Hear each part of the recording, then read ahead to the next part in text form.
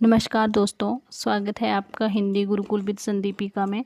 आज की इस वीडियो में हम लेकर आए हैं सूरदास और कबीरदास पर आधारित 30 सबसे महत्वपूर्ण एमसीक्यू जो TGT, PGT, UGC, NET, KVS, NBS, CTET, HPTET और अन्य प्रतियोगी परीक्षाओं में बार बार पूछे जाते हैं। तो वीडियो को अंत तक जरूर देखें और कमेंट में बताइए कि आपके कितने उत्तर सही हुए हैं। तो चलिए शुरू करते हैं। आज का पहला प्रश्न, कबीरदास का जन्म किस शताब्दी में माना जाता है?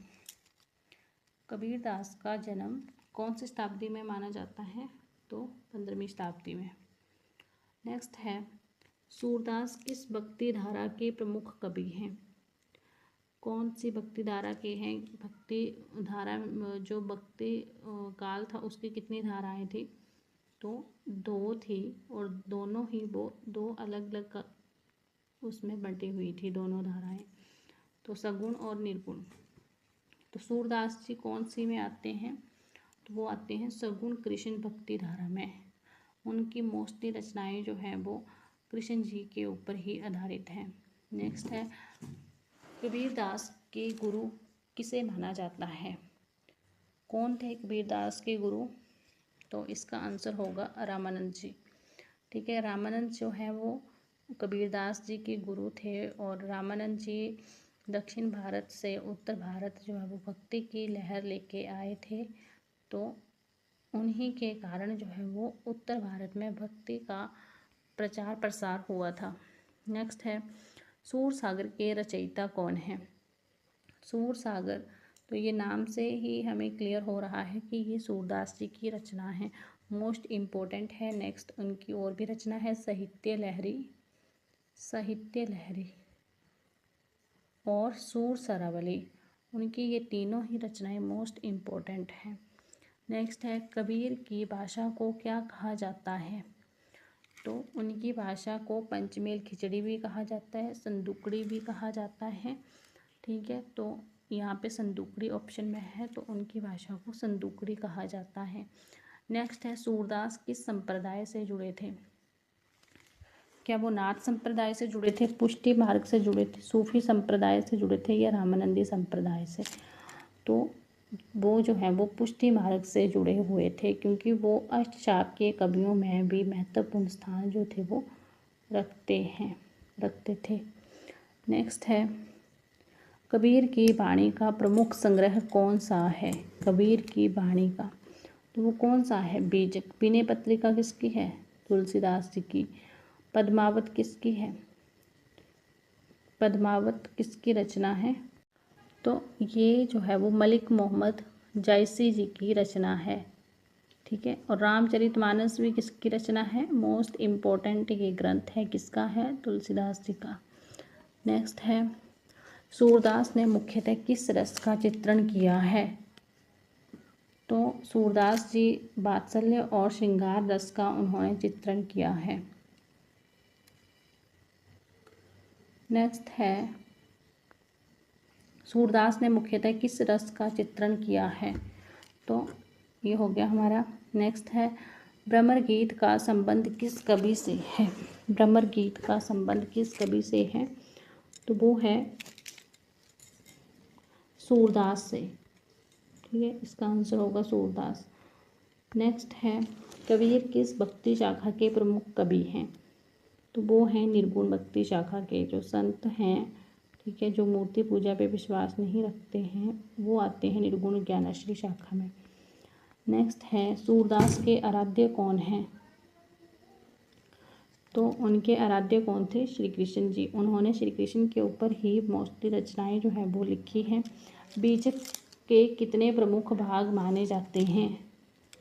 तो कितने माने जाते हैं? 3, साखी, शबद, रमैनी। ठीक है, नेक्स्ट है, सूरदास किस काल के कवि हैं? तो कौन सी काल के कवि हैं? वो भक्ति काल के, हमने पहले ही पढ़ लिया है ये। कबीर ने सबसे अधिक किसका विरोध किया है? तो उन्होंने किसका विरोध किया है? आडंबर और पाखंड का।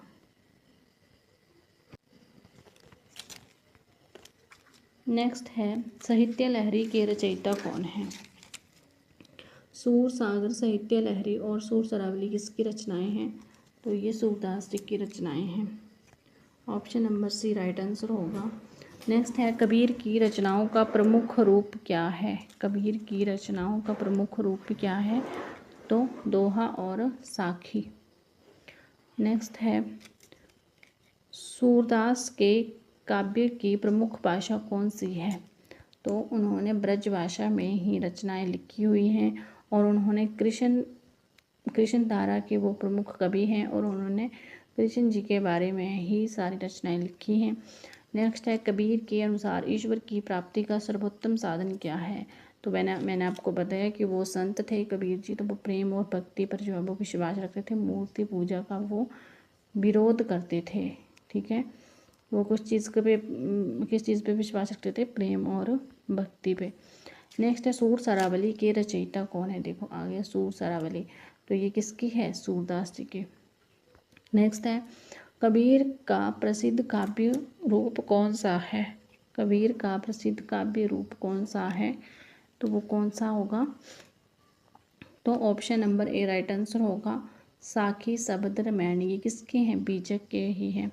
ठीक है, नेक्स्ट है सूरदास के काव्य में बालकृष्ण की लीलाओं का वर्णन किस रस में मिलता है?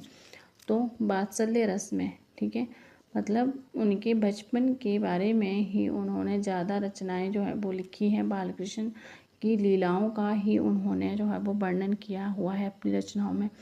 नेक्स्ट है तो कबीरदास ने किस भाषा शैली का प्रयोग किया है?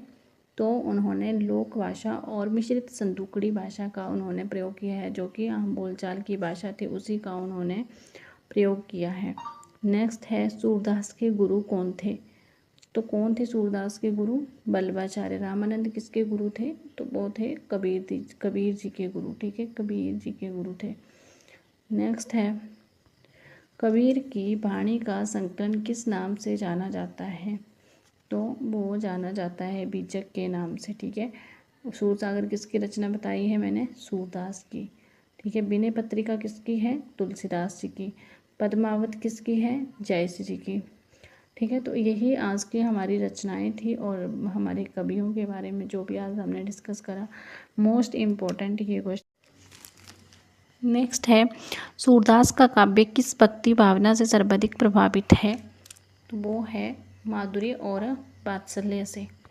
नेक्स्ट है कबीरदास ने किस प्रकार की भक्ति का समर्थन किया है? तो उन्होंने किस प्रकार की भक्ति का समर्थन किया था? आंतरिक भक्ति का, मूर्ति पूजा का भी उन्होंने विरोध किया हुआ है, आडम्बरों का विरोध किया, कर्म कांड का उन्होंने विरोध किया, बट उन्होंने जो है वो बाह्य जो आडम्बर हैं, आंतरिक जो भक्ति है उस पर उन्होंने जो है वो जोर दिया था। नेक्स्ट है सूरदास की प्रसिद्ध रचना कौन सी है?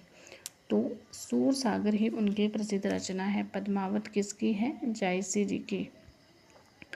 और ये जो रामचरितमानस है ये किसकी है? तुलसीदास जी की। और ये जो बीजक है ये किसकी है? कबीरदास जी की। ठीक है, ये मोस्ट इम्पोर्टेंट रचनाएं हैं और उनके बारे में आपने याद रखना है। कबीर का निधन कहाँ माना जाता है? तो कहाँ पे उनकी मृत्यु मानी जाती है? मगहर में। और काशी में क्या माना जाता है? उनका जन्म। ठीक है, मगहर में उनकी मृत्यु हो गई थी। नेक्स्ट है सूरदास को किस सम्राट का समकालीन माना जाता है? तो किस सम्राट का, मतलब किस सम्राट के टाइम पे जो थे वो सूरदास जी रहे हैं?